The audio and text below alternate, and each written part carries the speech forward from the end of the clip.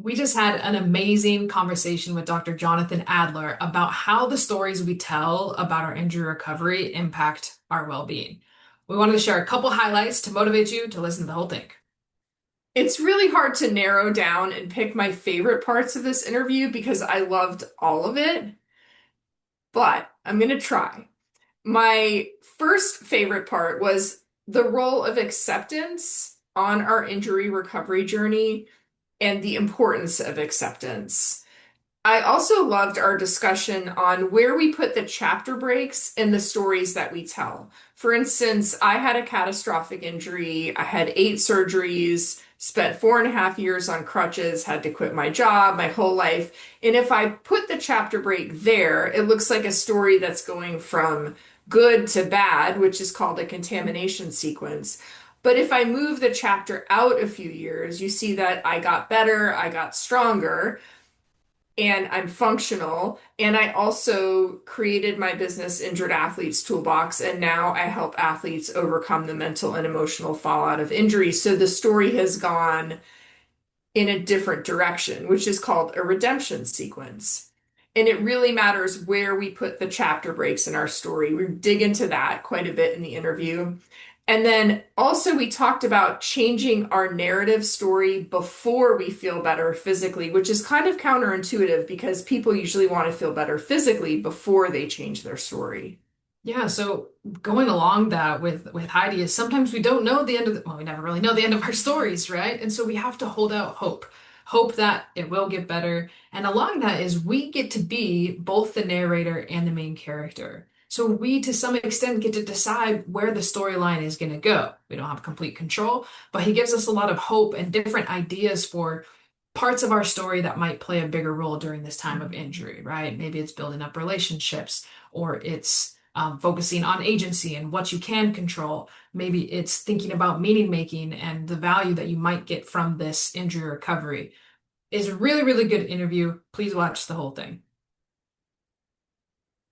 Dr. Jonathan Adler is a professor of psychology at Olin College of Engineering and a senior lecturer at Harvard Medical School. He's also co-president of the Association for Research and Personality.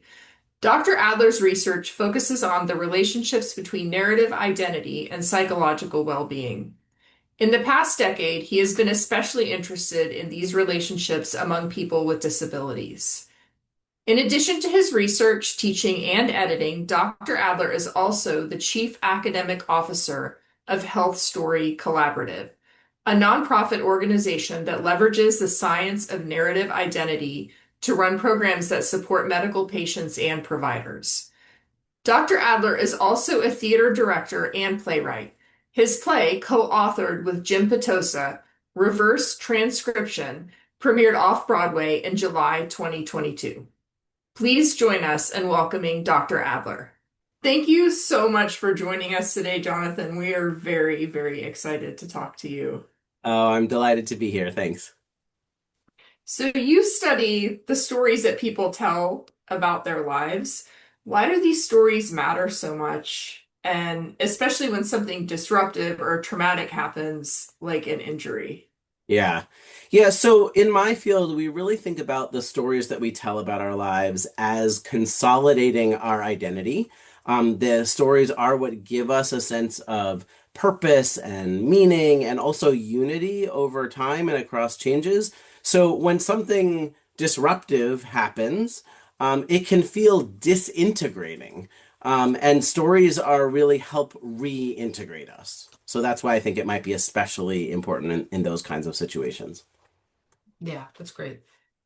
When an athlete gets injured in particular, their narrative, their story is I'm worthless. Why did this happen to me? What am I going to do? Who am I without my sport, right? It's a huge identity crisis for many, many athletes. And this is true in other spheres as well, obviously. But why do you think these self-defeating narratives are so common in the research that you've done and the stories that you've told?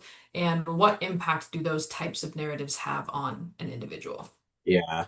Yeah, like you said, I think for many athletes, their athletic activity is a huge part of their identity. And so when they can't engage in that sport anymore, or they have to engage in a really different way, it might feel like they don't know who they are, right? They really might feel their identity disintegrate. Um, these days, I'm actually writing a book about a phenomenon that I'm calling identity theft, where we actually lose the narrative authority over our lives, right? Something happens, and it could be a change to your body, it could be something interpersonally, it could be something in the broader culture. And I think this kind of injury that you're talking about really can be that kind of identity theft, where you feel like you no longer have the narrative authority over your life story. Something else is, your body is dictating a new kinds of story. So, the kind of self-defeating talk that you described, on the one hand, to me, feels sort of normal. In that people are often truly at a loss in the wake of that kind of injury, and to ask questions about like who am I without my sport, or what happens to who I am if I'm never going to play again. Um, those kinds of narratives affirm that something big has happened, even if they don't help us feel better. And so I think in the immediate wake of a massive injury, it's actually totally appropriate to be anxious and to wonder about the future. And so the question is, what then transforms over time? Like, what do we do in the face of the recovery process that can help reintegrate us and better support our well-being? I love that. And I love the validation. I know a lot of athletes are going to appreciate that validation of this is normal. We talk about this. You need to grieve. It is a huge part of who you are and what you're doing, and that's okay. And once we've gone through that process, then the question is, now what, right? How do I write my own story so that it's not just the automatic responses of fight or flight that's going to tell me what this means for me. And so I think that's where your work is really valuable of helping people narrate their lives in a way that not only makes sense, but is helping them take control a little bit, right? Yeah. And I think it's really important to normalize those kinds of self-defeating narratives, even though they're not probably supporting people's well-being that well, because we don't want people feeling bad about the injury and then feeling bad about the story they're telling themselves about the Right. injury, right? Like let's be in that grieving space, that needs its own time and space, and has to be okay for whatever it is before we really think about launching into the next phase. Yeah, absolutely. And Ashley and I often talk about the fact that the phases are fluid and dynamic. You Absolutely. can you can feel like you've got everything under control and you're moving forward 1 minute, and then you're just back into deep grief the next. And all of that is normal. It's all part of the process. Yeah, I think grief, almost unlike any other emotional experience, really has its own unpredictable, non-linear time course. And we just have to, sort of ride it as it comes and as it goes, and know that it will come and go. And so when it comes, we need to sort of be with it. And that glossing over it is actually not doing future us any favors. Truly. Yeah. I often remind my injured athletes of the first rule of holes. If you find yourself in a hole, stop digging. I heard recently, right, that phrase, dig yourself out of a hole. I was Yeah. watching Yeah. Atypical and he's like, why would you dig yourself out of a hole? That makes no sense. Right. Sure, yeah, all right. Anyway. Because mental stress breeds mental stress, and mental stress can slow recovery. So, how can athletes interrupt narratives that they're telling themselves that their lives are going downhill, that they don't know who they are anymore? At some point, the narrative needs to switch in order Right. for somebody to move forward mentally. And I'm talking about that pivot point. Yes, exactly. Right, right. It's again, we want to normalize the earlier phase and not have people feel bad about the injury and then feel like, oh, the feeling bad about the injury is going to make my physical recovery slower now, right? That's not helpful, right? People need to be where they need to be. But yes, what I agree, those kinds of truly self-defeating narratives are ultimately probably not going to support people's recovery. And so there will come a moment where people feel open to the idea of reconsidering what their narrative might be. I think the first insight that I think is actually really tangibly useful for people is just to realize that you are not only the main character in your story, you are also the narrator of that story. That is actually sometimes not an entirely intuitive mindset shift, and just that awareness itself is therapeutic. Gives people back a sense of agency, that things aren't just passively happening to you. You can actively direct, if not the things that are happening, at least the meaning that you make out of the things that happen to you. And so I think if people really are in that self-defeating space, first cultivating an awareness of yourself as the narrator in addition to the main character, and just sort of acknowledging the power of the story, even if you can't change it yet, right? Like just being aware that you are storying this experience, and that the way you story this experience will support or not support your well-being, and also know that over time you can embody that narrator role and start to think about shifting it. So good. Can you Yeah. can you give some examples of like what would be some examples of how someone who they recognize themselves as a main character and now as a narrator, and what could their narration of, like a whether it's a life-altering injury or it is just for, time period, a year or something, just a year, just a Yeah. year out here, Yeah. academic and Right. athletic career, but what are some examples of how they could story that narrative and the impact it might have on them? Yeah. Okay. So the first thing I want to say as sort of preamble is I don't think I would actually prescribe any particular time course for a narrative change, right? Like Yeah. every situation is different and people need to do what feels right to them.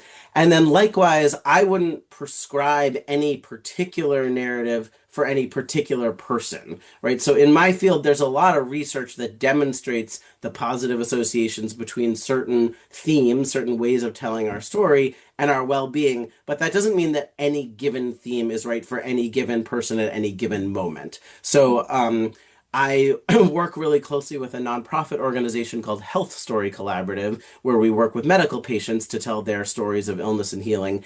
And all of the work that we do is grounded in the scientific research on narrative and its association with well-being. But we are never sitting down and saying, you need to tell this kind of story. You need to tell this kind of story. So let me start to get more specific about that.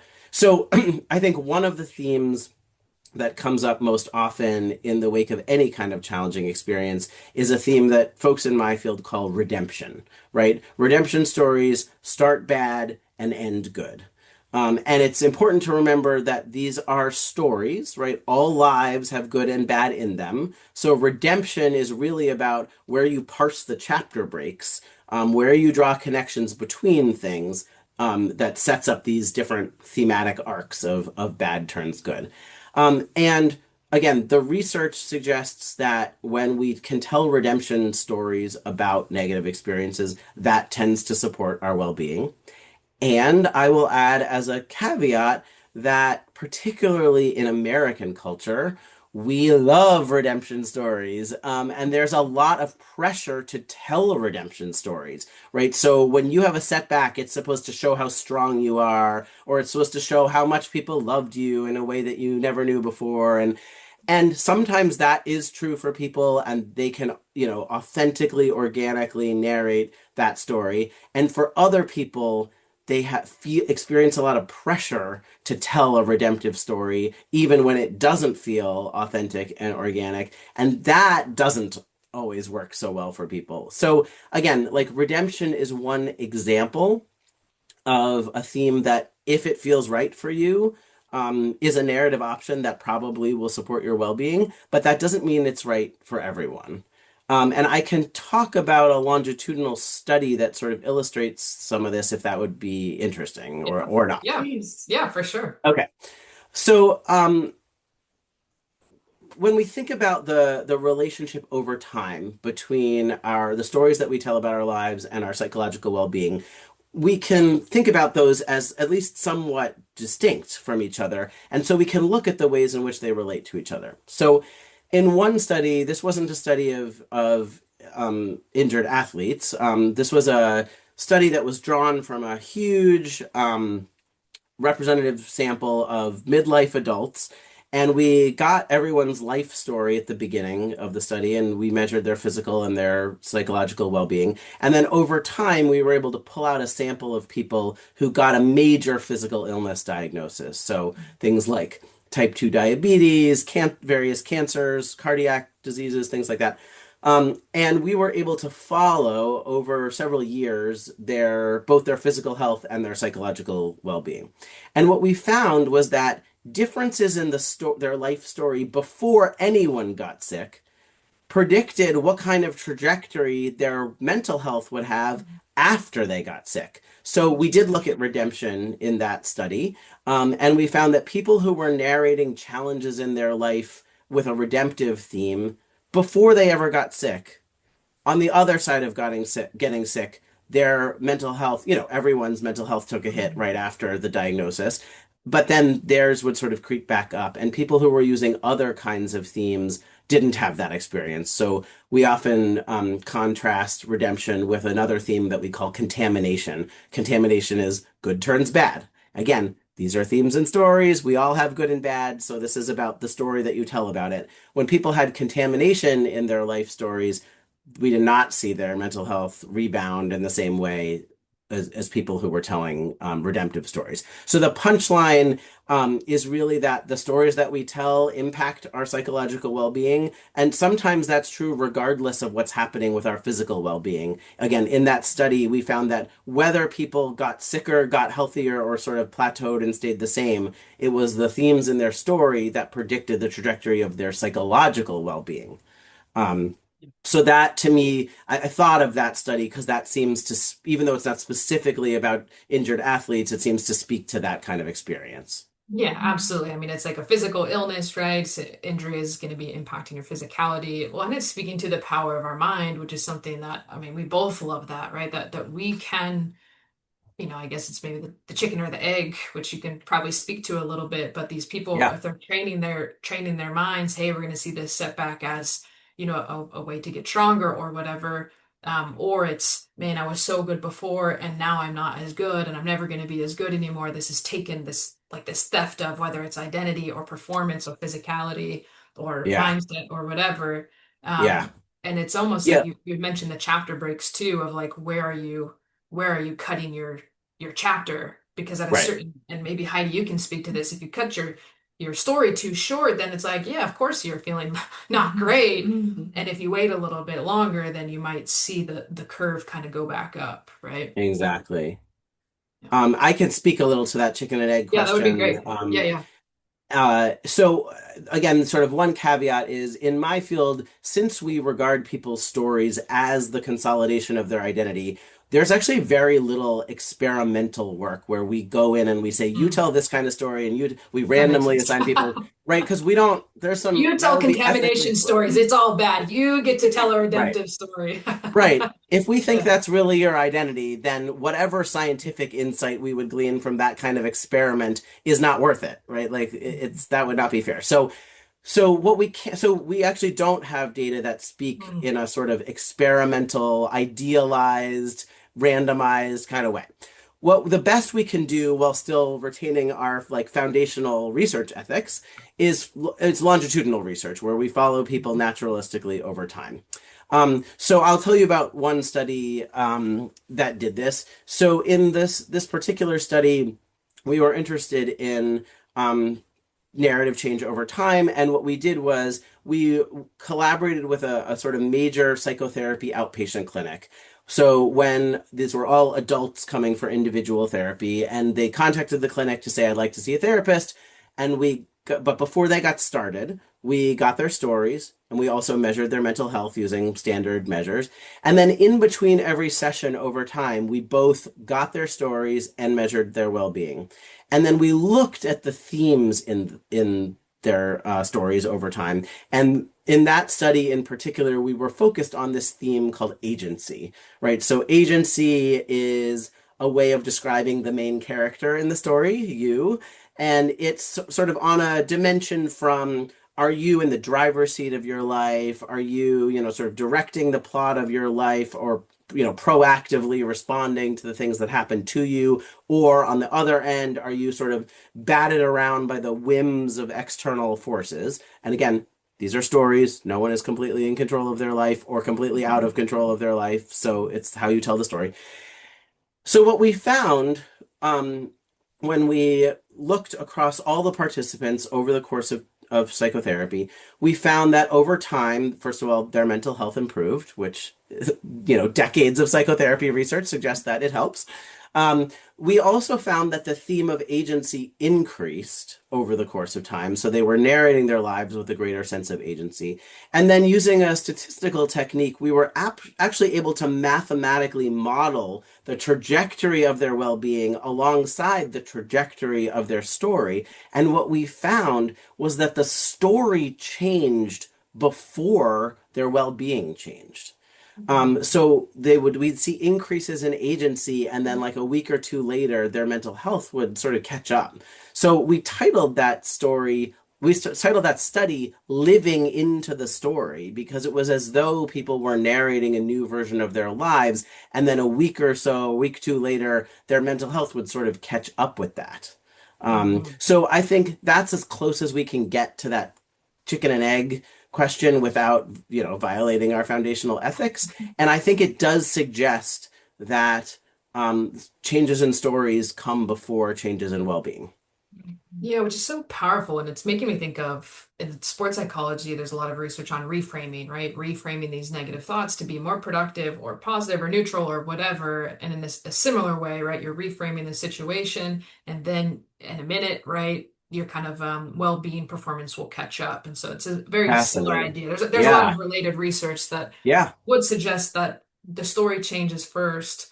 And wondering if you could speak to that a little bit, because there are a lot of athletes, maybe especially in terms of this redemption story, where they might be, I don't know, hoping for redemption, but they're waiting until they're physically better. They're holding on because, and maybe this ties into the agency a little bit too, um, recognizing like what they have control in and where they don't, that they're waiting until, well, if I am better, then I will tell this redemption story, but let me see what happens. Yeah. So you're curious. Yeah, just curious. I Say guess this. like speaking more to that. So I guess what you're suggesting is tell the redemption story, kind of trusting. Is it kind of like you're manifesting, you're hoping, you're putting the work, like I'm gonna get better, and then like you hope it gets there? Because I guess what the Yeah. research that you've talked to right now has been on the mental, right, the well-being side, rather than I don't know if in the chronic illness studies if there has been a physical Right. health component that also has correlated. Right, right. Well, so I think again, let me return to the first thing I said, which was like, I wouldn't want to prescribe any particular narrative theme for any Mhm. particular person because it's going to be different depending on their situation. I actually would encourage people to not rush to redemption, right? I actually think some of the other themes that have been researched and shown to be associated with well-being might be more relevant in those earlier stages. So, for example, agency, right? So, again, no one is in complete control of their life, but everyone has some control over some things. And even some people, even just the engaging with PT or whatever other kinds of recovery you need to do, right? Choosing to do that work over and over is an act of agency. Mhm. But redemption and agency are not the only things out there too. We talk a lot about communion, which is the sort of the quality of the relationships in your life. And again, we have all kinds of relationships, and relationships themselves are dynamic over time. So communion is the way you story those. But I would think in those early stages of recovery, really thinking about, well, who's been here to support me? Who am I taking care of, even while I need so much, caretaking myself, right? Like those are other themes that might be more productive to engage with early on, as Yeah. opposed to diving for redemption and sort of a, not like this living into the story thing is not exactly fake it until you make it, right? We Mhm. want the emerging story to feel authentic. And so paying attention to the places where you do have agency, to the relationships that are supporting you, those things I think should be evident even if you don't feel like you're at a truly redemptive turn yet.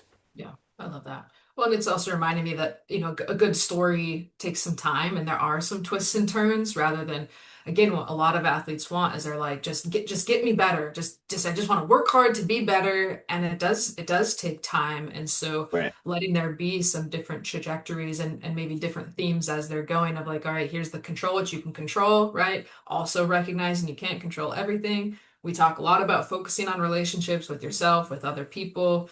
How can you be asking for help? Who can you be serving? Um, Right. are there any other particular themes that stick out to you in that middle space that you think would be helpful? Yeah, and again, it's not necessarily the middle space. It could, you Yeah, could that's do true. agency and communion early or late, and or all of the Yeah, above. yeah. Yeah, I mean, the one other thing that when I was thinking about what we might talk about, there was one other set of themes that I wanted to talk about. I need to take a tiny diversion, to get us there. So Please do. Perfect. Take us there along the are, story. all right. There are sort of different routes to psychological well-being. And when we think about the expansive domain of psychological well-being, it sort of clusters in two broad domains, which are correlated with each other but are separable. And they get their cumbersome names from Aristotle, so I'm sorry for that. But so we think about one of them is called hedonic well-being, and that just means it feels good. But the other domain Aristotle called eudaimonic well-being, and that means it feels meaningful.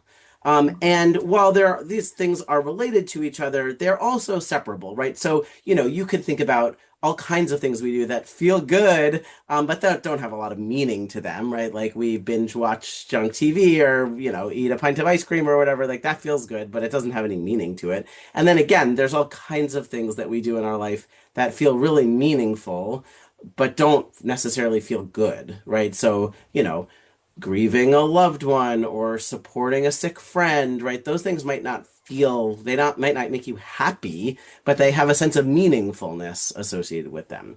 So, some of the themes like agency and communion, those are especially get us to hedonic outcomes. Those feel good when we can narrate our sense of self as in the driver's seat of our lives, when we can attend to the quality of the relationships around us. Other themes, though, are more focused on getting us to that eudaimonic well-being, that sense of meaningfulness. So, um, the themes here, um, I'll just walk you through them. So, these are themes about how we approach the task of meaning making, if that makes sense. Love it. So one of them we call assimilation, and most of what we do most of the time is that new things happen to us, we just assimilate them into the story that we've been telling, right? So even big things like a wedding might just be like the beginning of a new chapter in an ongoing story of a romantic relationship. It's a big deal, but we can just assimilate it into the story that we've been telling about our relationship. Sometimes things happen that don't fit in the story that we've been telling, or even sort of call that story into question. And I think this kind of profound injury is that kind of thing where it's like, nope, I'm no longer the athlete that I was before because my body is really different now. So then the story needs to change to accommodate this new experience. So we call these assimilative processing and accommodative processing. And accommodative processing takes a lot of work. It's hard. We have to think back over the story. We need to revise that story in ways that are aligned with who we are on the other side of whatever this turning point was. And that's why we don't do it all the time, right? Mostly we just assimilate new experiences in, but sometimes we have to do the work of accommodation. And the work of accommodation doesn't always feel good in the hedonic sense, but it is the mechanism by which we arrive at a deeper sense of meaningfulness. And so when we think about agency, communion, redemption, not contamination, right? We think about those alongside assimilation and accommodation. And like in a dream scenario, we get both hedonic and eudaimonic well-being. We both feel good and have a deeper sense of meaningfulness. Sometimes that's an option. Again, in Health Story Collaborative, when we have worked, especially with people with terminal illnesses, sometimes they say, I don't think feel or they're, they're in the middle of chemo or like something awful. They're like feeling good. I don't know that that's an option for me. But meaningfulness is still a really worthwhile outcome and still something that stories can support your movement towards. So I'm always thinking about what kinds of psychological well-being are we talking about, and what are sort of the narrative pathways towards different kinds of psychological well-being. I love that. Yeah, and it makes sense with something like injury, or we see this a lot with athletes who are like retiring from sport, like this transition out of sport, whether it's from injury or something else, where it is calling into question like who am I? And so usually when we're doing work with them, it's like, yeah, let's who are you? You're not just the athlete. Let's talk about all these other foundational parts of who you are. And so it'd be accommodating, like, let's take these parts of you and how does it fit this new story that you're living in, right? These new Right. situations. And one thing that's so powerful about narrative identity in particular, that's the term that we use for thinking about the story that we tell, is that it's fundamentally integrative. Right? So we have all these parts to ourselves. Me as an athlete, me as a friend, me as a worker, me as a spouse, me as a parent, etc. Those are all the little selves, and narrative identity integrates them. It weaves them together. And so even though we have this self, this athlete self maybe is gone, right? Maybe not, but it's transformed in some way. Mhm. Um, there are pieces of athlete me that are still there, right? Like my perseverance, my drive, my connection with my teammates, right? Those things all persist.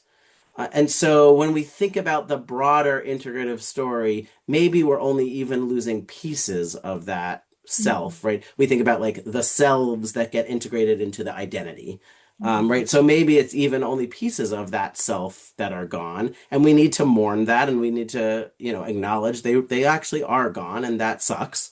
But maybe there are even pieces of that athlete self that are going to endure. Mhm. It the pieces of the athlete that endure are the pieces that they need to make it through a recovery, and they're in fact the pieces that open the door to them discovering the other parts of themselves I and love moving that. forward and creating an evolving narrative about who they are and finding purpose and meaning in their injury. I love that. And again, now I'm truly stepping away from the research, but I can see the ways in which, especially in the early phases of adaptation on the other side of injury, it might be that the very qualities that made you a good athlete are going to make you good at the sport of recovery. And so that's like, that might be something especially early on to draw on as like, wait a minute, you're a hard worker, you can tolerate physical discomfort, you, right, all those things.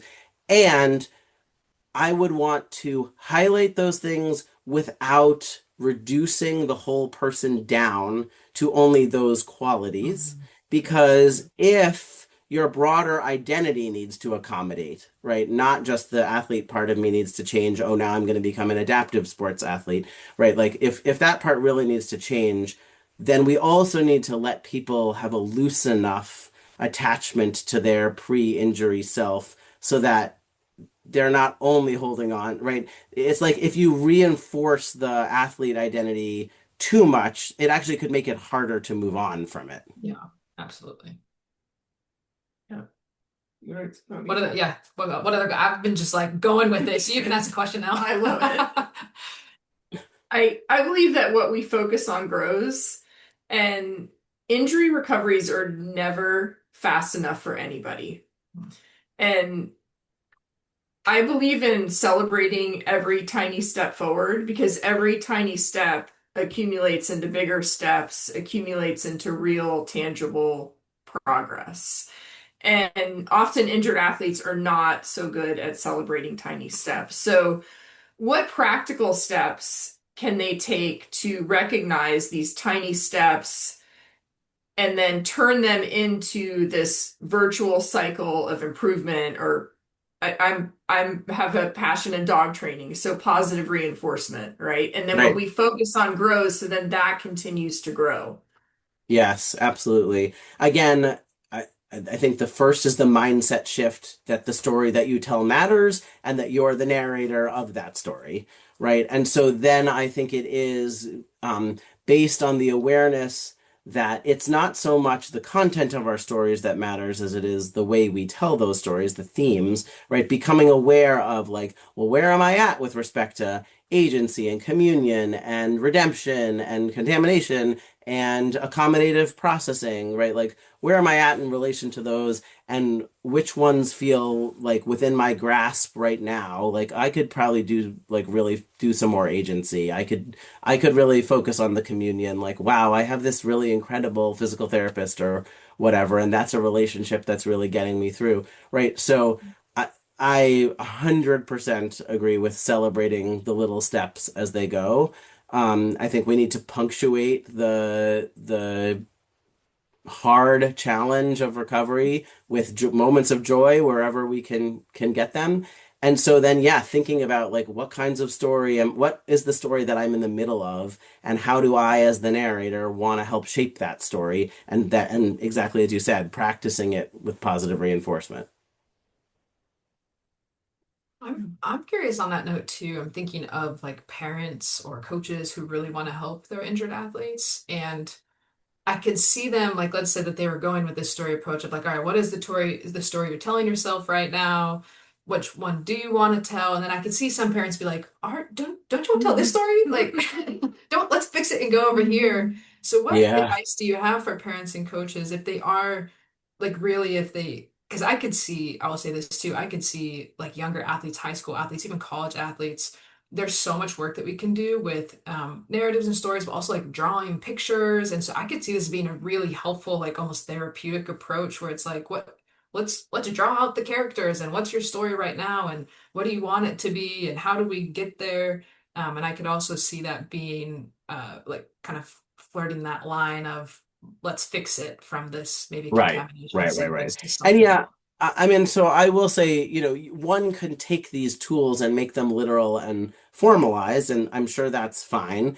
But it's also just a mindset shift to think about yourself as the narrator, and how the way that you tell the story matters. And you're absolutely right that we don't just, while we feel like we're the main character and the sole narrator of our lives, actually that's not true. We live in what people in my field call a narrative ecology, right? There are stories all around us, and there are co-narrators of our lives. Our parents are big co-narrators, but other important people like coaches, friends, siblings, right? Those people are also co-narrating our lives. And so once you have that mindset shift, oh, like I'm not just the main character of my life and the narrator of my life. I'm also a character in someone else's story. I'm also like helping them co-narrate their life story. We start to really think about sort of an ethics of care in how we engage with other people's stories. And stepping outside the psychological science research, there's a beautiful book by a feminist philosopher named Heidi Lindemann called Holding and Letting Go. And her idea is that for us to maintain an identity, other people have to hold us in that identity. So when you say I'm an athlete, we need teammates and coaches to be like, yeah, you're an athlete. If people around you are like, what are you talking about? You're not an athlete. It's going to be really hard to keep telling yourself that you are an athlete, right? Other people need to do that. But just as important, and so like that's how we maintain our identity. I say, like, I'm a psychologist, and then you say, we'd like to interview you as a psychologist for our course, right? And that reaffirms that professional identity for me. So we need that is how we maintain a sense of identity. At the same time, we have to give each other the gift of letting go of their identities. And this is a quintessential thing that parents have to do as their children grow up and figure out who they are, right? Children start as characters largely narrated in a story for them by their parents and caregivers. Right, little children don't have the ability to do the kind of sophisticated storytelling that we've been talking about. And so it's mostly parents who are like, hey, we went to soccer practice today. That was hard for you, but then you pushed through, right? Like that is the parent scaffolding the narrative ability of their child.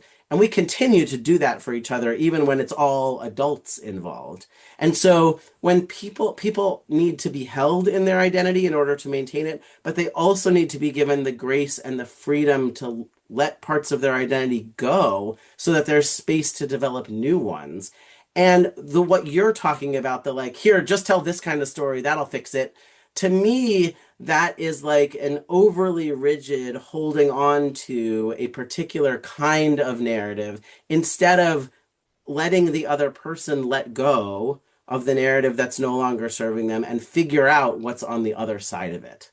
So I do think this is not just an internal process that we do for ourselves, though we have a lot of agency to do that. It is also something we do in the interpersonal space. And we haven't talked about this at all, but we also do this in the broad cultural space, right? There's all kinds of social stories about what it means to be a disabled person or to be a woman or to be, whatever social category. I mean, or to be an athlete, right? And that is one Absolutely. challenge that a lot of athletes face is athletes push through the pain, and that usually makes injury worse, right? Or they're soft if they take a break, or there is so many narratives that athletes Exactly. face. They don't need We help. They don't need help, which makes injury recovery especially challenging, I think. Yeah. Right. Yeah, so in my field, we call those master narratives because they have power over us. And master narratives we talk about as being both ubiquitous, like they're everywhere, but they're also invisible.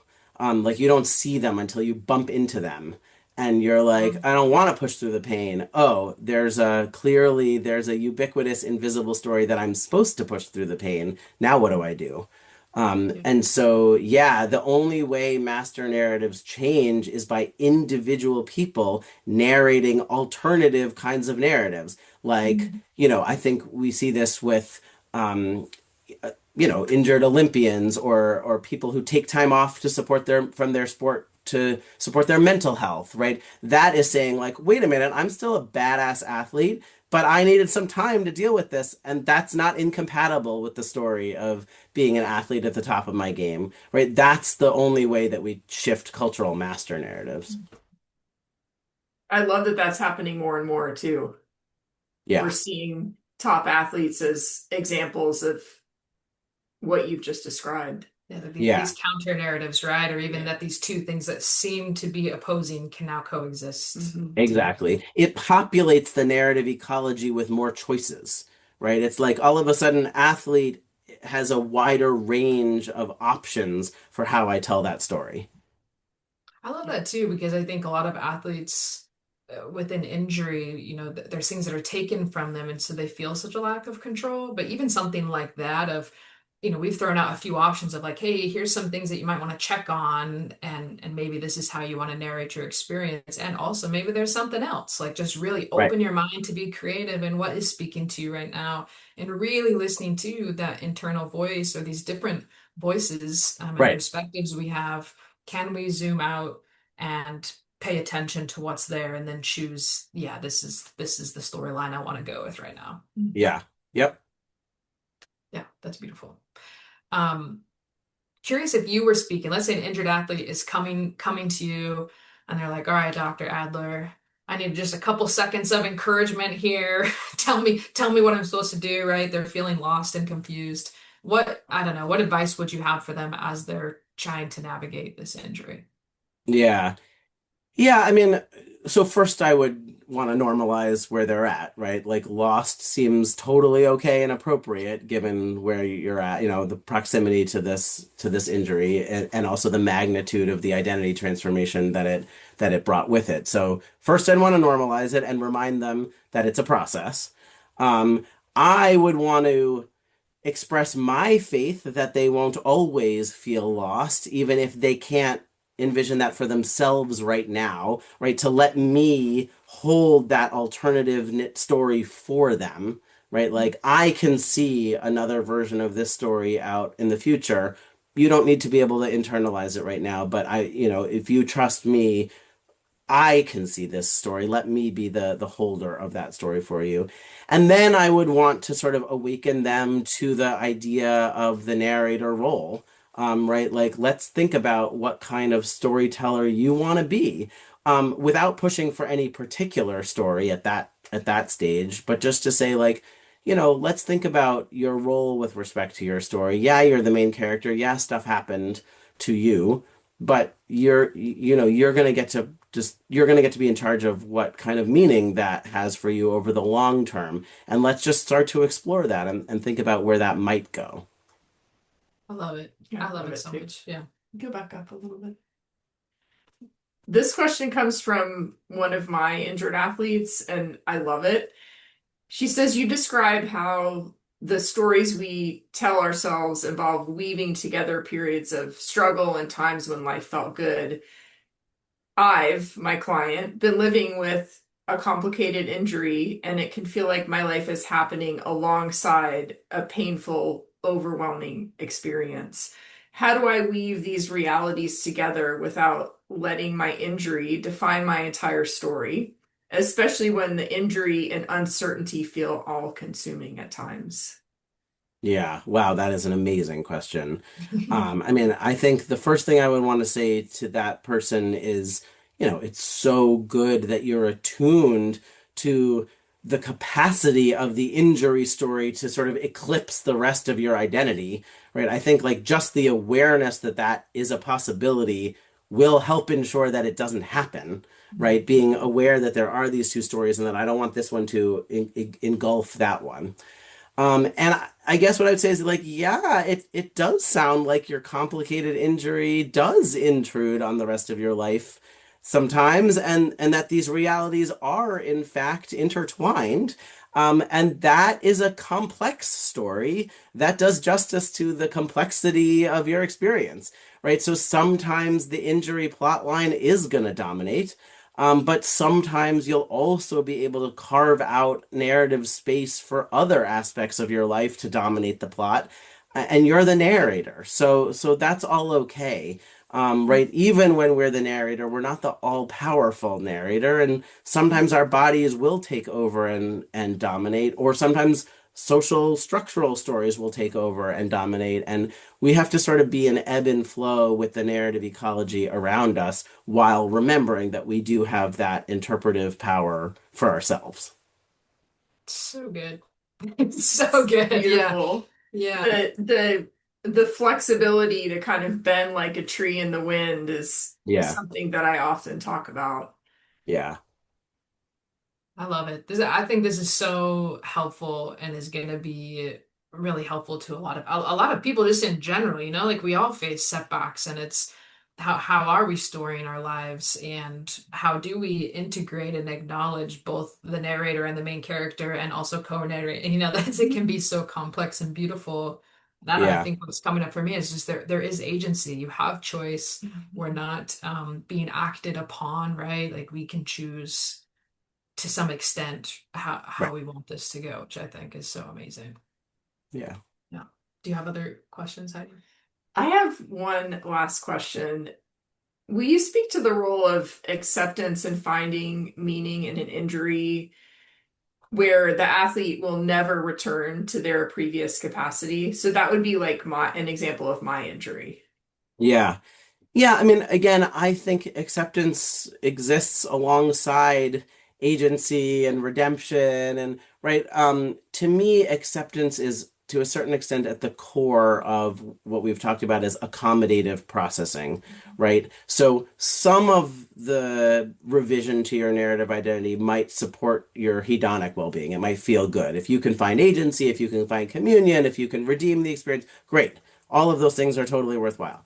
And if you can't and you have to work on acceptance, that the search for meaning, even in the face of unredeemable loss, is still going to be worthwhile for you, right? It's still going to lead you to eudaimonic well-being, a sense of meaningfulness, and that's an important outcome in and of itself.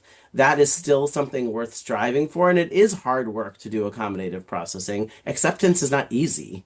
And but that hard work is really worth doing, even if that sort of, feel good narrative doesn't feel like it's ever going to be an option on the other side.